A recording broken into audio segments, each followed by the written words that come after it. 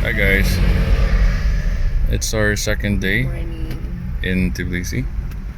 We are on our way to Envoy tours for our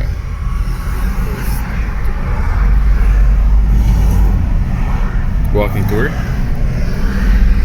And the duration is ilang oras? Lambab?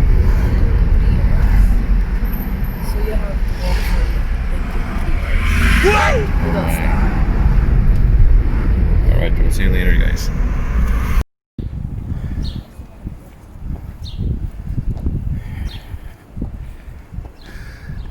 Bakit ganito dito? Of all the places. Ganito yung first ano. Bakit elevated?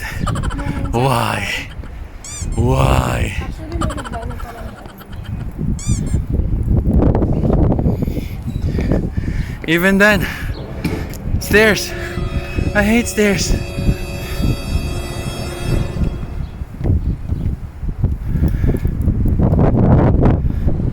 There we got cable car. Wow. An Orthodox church.